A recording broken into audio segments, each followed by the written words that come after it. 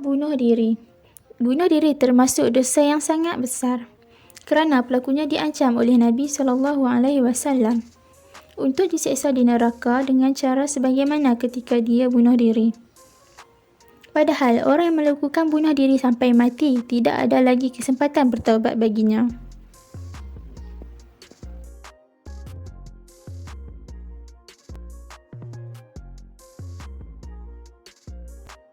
Siapa yang menjatuhkan dirinya dari gunung hingga mati, maka di neraka Jahannam dia akan menjatuhkan dirinya kekal di dalamnya selama-lamanya. Siapa yang mendegak racun sampai mati, maka racun itu akan diberikan di tangannya, kemudian dia minum di neraka Jahannam kekal di dalamnya selama-lamanya.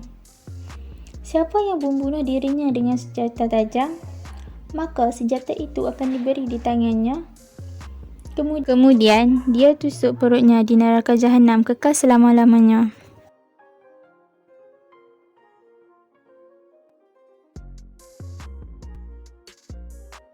Makan harta anak yatim. Barang siapa memakan harta anak yatim secara zalim, azabnya adalah neraka, sebagaimana Allah berfirman.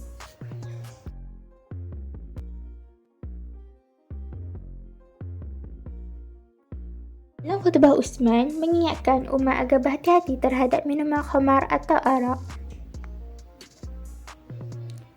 Sebab minuman yang memabukkan itu sebagai pangkal perbuatan keji dan sumber segala dosa. Dulu hidup seorang ahli ibadah yang selalu tekun beribadah ke masjid. Lanjut khutbah Khalifah Uthman. Suatu hari lelaki yang soleh itu berkenalan dengan seorang wanita cantik. Kerana sudah jatuh cinta, lelaki itu menurut sahaja ketika disuruh memilih 3 permintaannya tentang kemaksiatan. Pertama, minum khamar. Kedua, berzina. Ketiga, membunuh bayi. Mengira minum arak dosanya lebih kecil dari 2 pilihan yang lain yang ditujukan oleh wanita pujaan itu. Lelaki soleh itu lalu memilih minum khamar. Tetapi apa yang terjadi?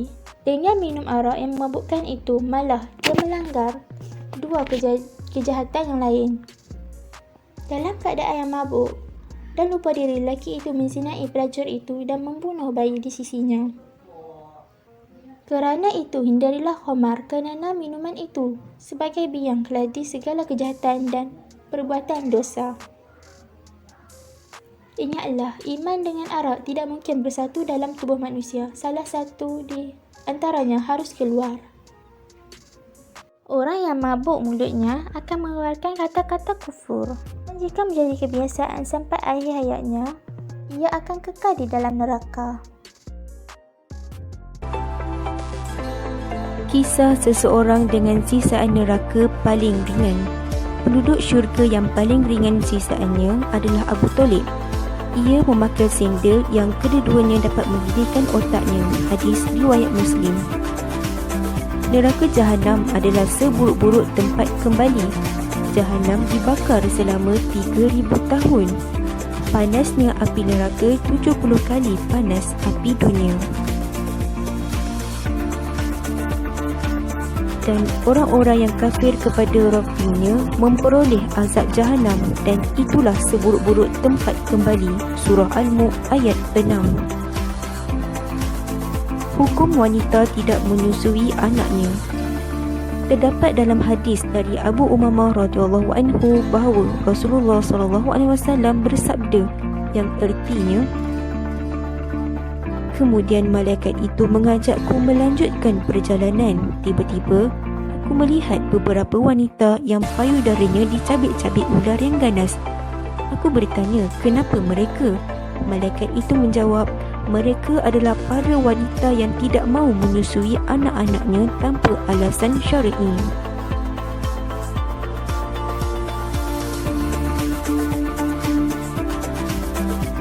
Ancaman hadis ini berlaku ketika seorang ibu sengaja menghalangi anaknya untuk mendapatkan nutrisi dari susunya tanpa alasan yang dibenarkan. Sementara jika sang ibu tidak memungkinkan untuk menyusui anaknya, baik kerana faktor yang ada pada ibu maupun pada si anak, insya-Allah tidak termasuk dalam ancaman hadis ini. Kerana itu, tidak masalah jika anak diberi susu selain susu ibunya. Islam membolehkan seseorang menyusukan anaknya kepada orang lain dengan kesepakatan upah tertentu.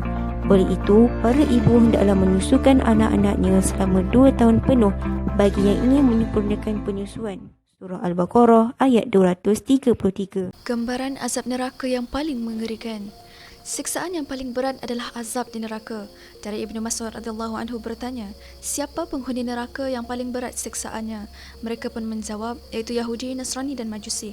Lalu disangkal oleh Ibnu Mas'ud radhiyallahu anhu, bukan, yang paling berat siksaannya di neraka adalah orang munafik yang disiksa di dalam tingkat paling bawah di dalam kotak-kotak api yang terkunci rapat tanpa pintu keluar. Allah juga berfirman di dalam Al-Quran, mafhumnya, sesungguhnya orang-orang munafik itu ditempatkan pada peringkat yang paling bawah daripada neraka dan kamu tidak akan mendapat seorang penolong pun bagi mereka. Surah An-Nisa ayat 145. Gambaran azab neraka bagi orang yang meninggalkan salat. Ancaman dan balasan bagi mereka yang meninggalkan salat adalah neraka Jahannam. Neraka Sakar dihuni oleh orang yang tidak salat. Firman Allah Subhanahu wa taala, mafhumnya, mereka iaitu ahli syurga bertanya keadaan orang-orang yang berdosa, apa yang menyebabkan kamu masuk ke dalam neraka Sakar? Mereka menjawab, dahulu kami tidak termasuk di kalangan orang-orang yang melaksanakan salat dan kami juga tidak memberi makan kepada orang miskin. Bahkan kami seringkali berbicara untuk tujuan yang salah bersama orang-orang yang membicarakannya. Dan kami mendustakan hari pembalasan sampai datang kepada kami kematian. Surah Al-Muddathir ayat 40 hingga 47. Manakala neraka wa'il pula untuk golongan yang solat selain daripada orang yang mencuri di dalam solat. Ada satu lagi ciri yang disebut oleh Allah Subhanahu Wa Taala berkenaan orang yang solat, iaitu orang yang melambat-lambatkan solat sehingga masuk ke dalam waktu solat yang seterusnya. Sa'ad bin Abi Waqqas radhiyallahu anhu berkata, aku pernah bertanya kepada Rasulullah sallallahu alaihi wasallam tentang orang yang melalaikan solatnya, maka baginda menjawab, iaitu mengakhirkan daripada waktu yang asal sehingga sampai kepada waktu solat yang selainnya. Mereka itu tetap dinamakan orang-orang yang menunaikan solat, iaitu sebagai seorang musallin, akan tetapi kerana mereka telah mensia-siakan dan mengakhirkan waktu solat tersebut, maka mereka diancam dengan neraka wa'il, iaitu seksaan yang teramat pedih di dalamnya. Gambaran azab neraka bagi penzina. Barang siapa melakukan zina akan dilipat gandakan azab untuknya pada hari kiamat dan dia akan kekal di sana dalam keadaan terhina. Firman Allah Subhanahu Wa Taala di dalam Al-Quran, mafhumnya, dan janganlah kamu mendekati zina. Sesungguhnya zina itu sesuatu perbuatan keji dan jalan yang buruk. Surah Al-Isra ayat 32. Hukuman pertama bagi penzina, mereka tidak akan diajar oleh Allah Subhanahu Wa Taala saat hari kiamat datang. Seseorang yang melakukan zina selama hidupnya akan menjadi penghuni abadi di neraka kelak. Mereka akan dibakar di dalam api neraka yang panas. Mereka akan menulung kerana kedahsyatan panas api neraka tersebut. Allah akan melihat padanya dengan pandangan penuh kemurkaan dan akan menyebabkan mukanya berubah menjadi hitam. Kemudian mukanya akan ditarik dengan rantai ke neraka. Matanya penuh dengan bara api. Sesungguhnya tiada manusia yang mampu menahan azab neraka Allah Subhanahu Wa Taala.